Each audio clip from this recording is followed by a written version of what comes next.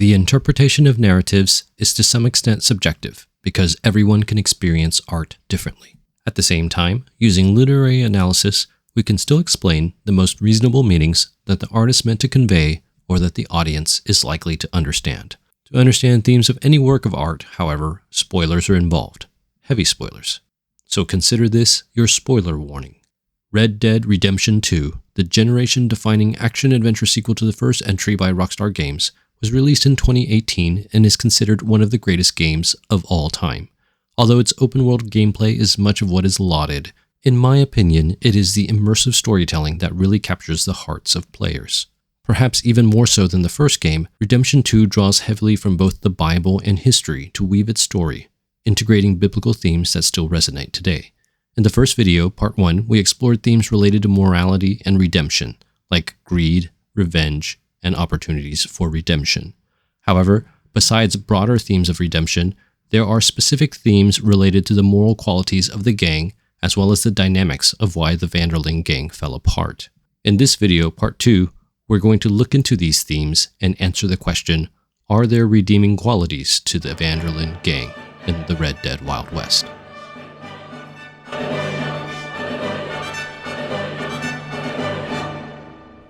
The first theme of today's video on the Vanderling gang in Red Dead Redemption 2 is that of equality within the gang as opposed to oppression outside the gang. The early part of the game seems to establish equality of opportunity within the gang as a virtue the gang possesses, especially with characters like Dutch and Arthur, as opposed to the racism or sexism that many of the characters face outside the gang. Note that this is not equity. There is definitely still a hierarchy and a social structure within the gang, with Dutch as the leader and Arthur as his number 2 man. How come Arthur gets a room and I get a bunk bed next to Bill Williamson and a bunch of darkies? Similarly, as far as the camp order is concerned, Miss Grimshaw is in charge of the women and the non-combatants like Pearson. Despite the structure and social status, broadly speaking, there is still a significant amount of equality of opportunity. The game develops this idea by contrasting the women's suffrage protesters, women wanting the right to vote, with someone like Sadie Adler, a woman who wants to contribute to the gang in a combatant role rather than doing women's work, if you will. Arthur is concerned about the obvious aspects of this, but he allows Sadie the opportunity to demonstrate her skills in this area, and after the opportunity he gives her, she seems to transition into a fighting role, demonstrating that within the gang, Arthur respects and takes care of the women, valuing them and being willing to give them equal opportunities as men. This is contrasted with characters like Dutch, who basically ignores Molly O'Shea, or Micah, who expresses objectification and little value towards women like Abigail. Similarly, in the gang there's a sense of colorblindness and equal opportunity for people of all colors. Lenny, a young black man, faces racism in Lemoyne, and even a little within the gang from members like Sean. But broadly speaking, he feels that he is not discriminated against within the gang. And you're all who you are, decent folks. Arthur even encourages him, telling him that he can work his way up to the top in their gang. Arthur also treats Charles Smith, a half-black, half-Native American member of the gang, with great respect, listening carefully to the difficulties he might have in integrating into Native American tribes or the broader American society.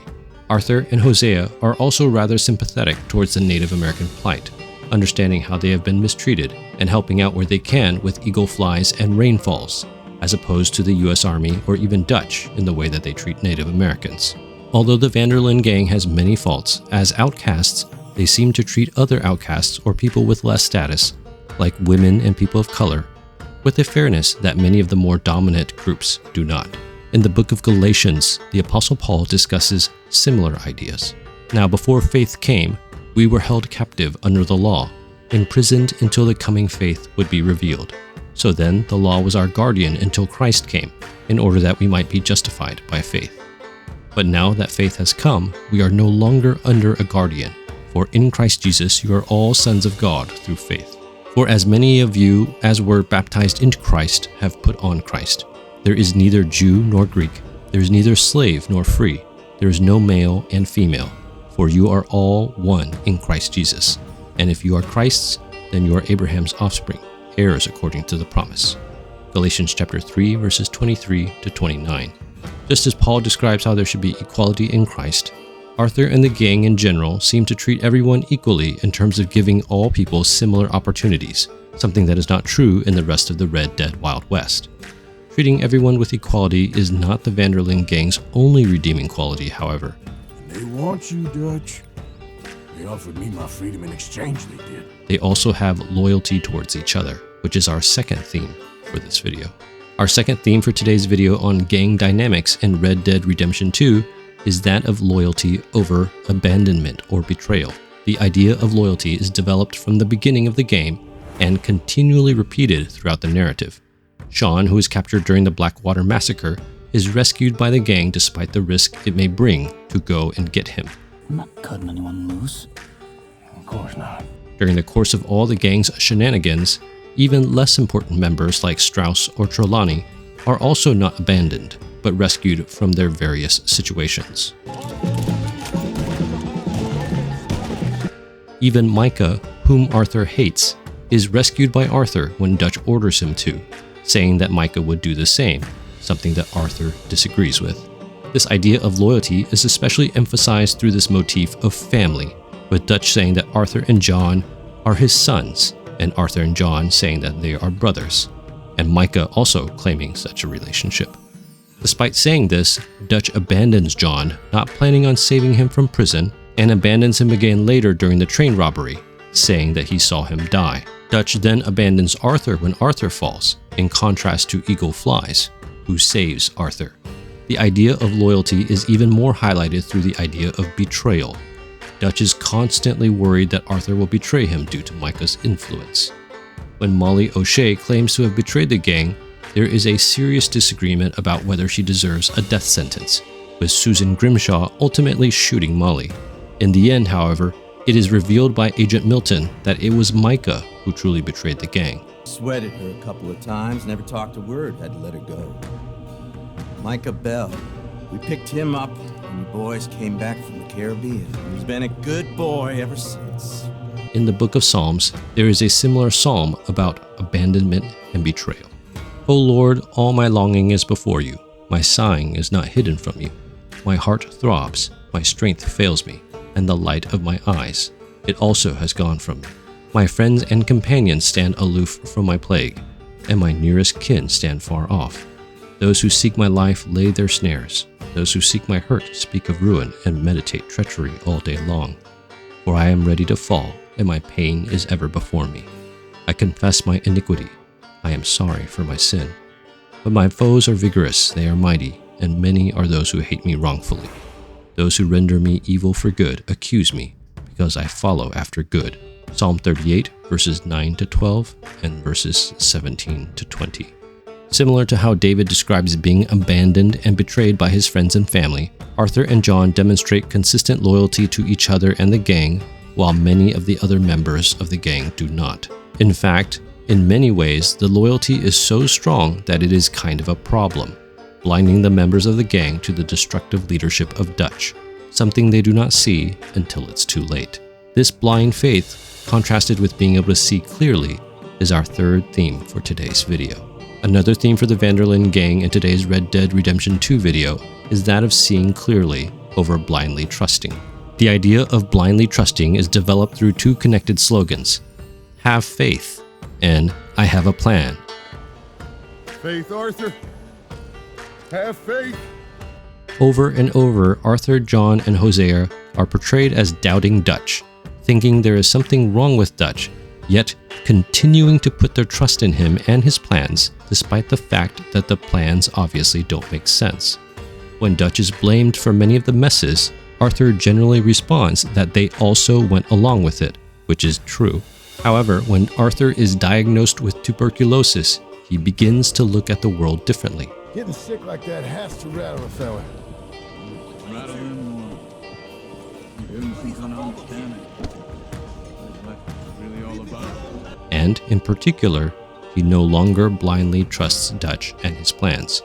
From then on, he tells some of the members that he sees more clearly as a result of knowing he will die, that his limited time in the world somehow gives him clarity on what's important.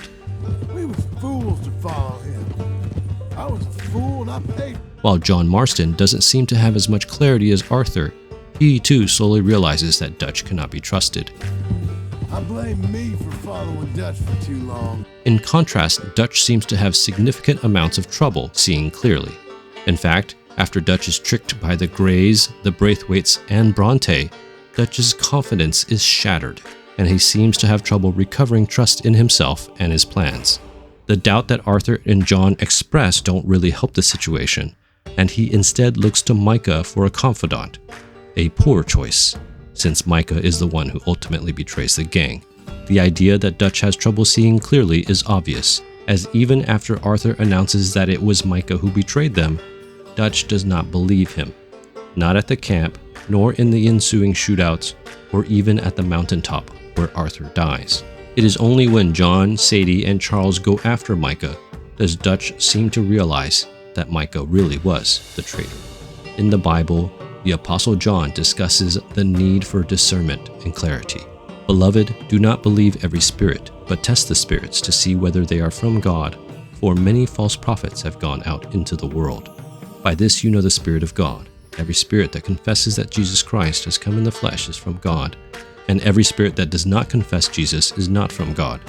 This is the spirit of the Antichrist, which you heard was coming, and now is in the world already. Little children, you are from God and have overcome them, for he who is in you is greater than he who is in the world.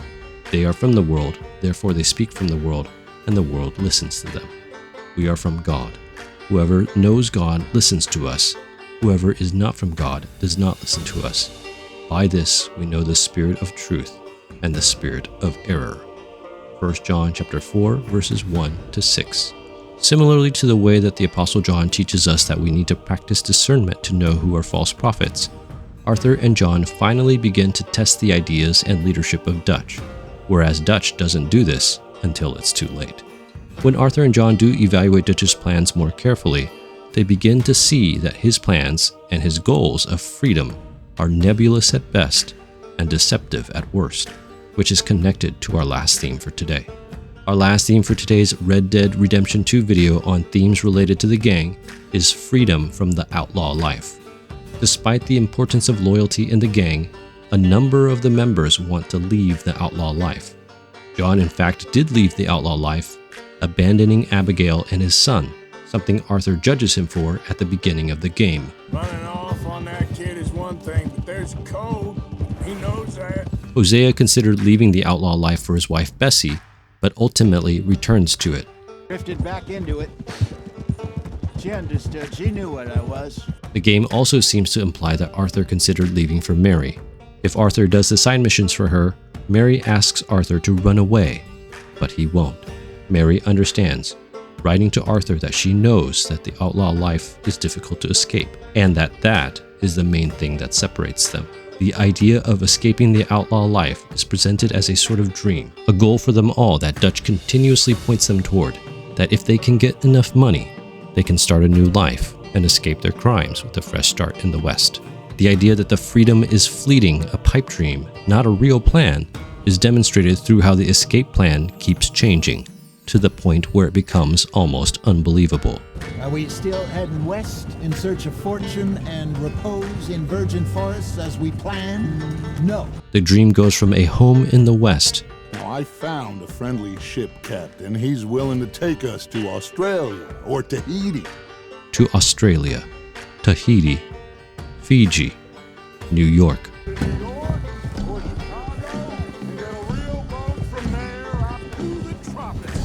So long as it isn't Guarma. Let's go, buddy. We made it. At the end of the game, Micah tells Dutch that they made it, but Arthur disagrees. He says that only John made it. He's the only one. The rest of us.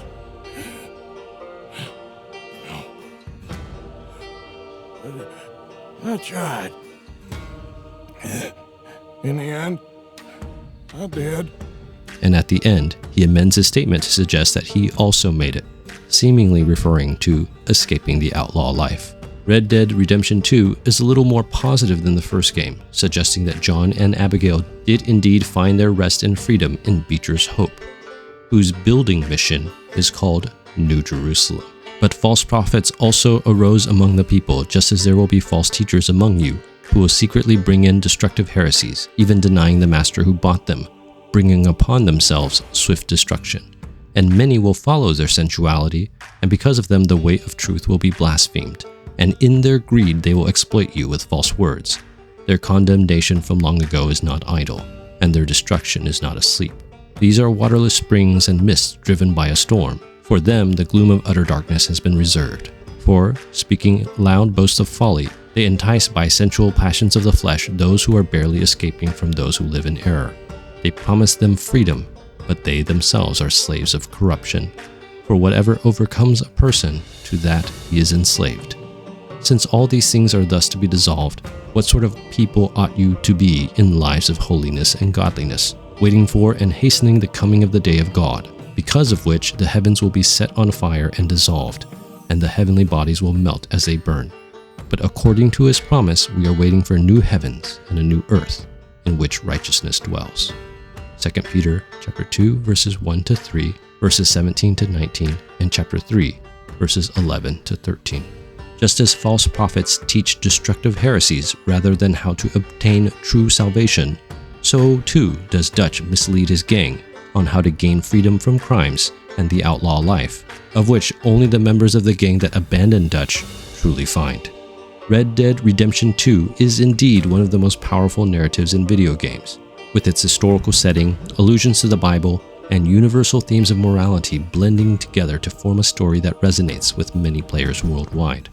The Wild West setting, while very different from modern life, can still be understood through the very relatable themes it brings to life. In the first video, part 1, we explored themes of morality and redemption, like revenge, greed, change, and redemption in Red Dead's Wild West. In this video, part 2, we took a look at themes related to the Vanderlyn gang and outlaw life. I will admit that I enjoyed Red Dead Redemption 2 much more than the first game, perhaps because tonally, the first game feels quite tragic, while the second game is much more celebratory of the redemption that Arthur and John find. If you made it this far, I hope you enjoyed the videos as much as I enjoyed making them. That's all I have for you in this video. Bless you guys. Thank you so much for watching, I really appreciate it. If this video blessed you in some way, please consider watching some of my other videos, subscribing, sharing the video with your friends, or sharing with me some of your thoughts in the comments below.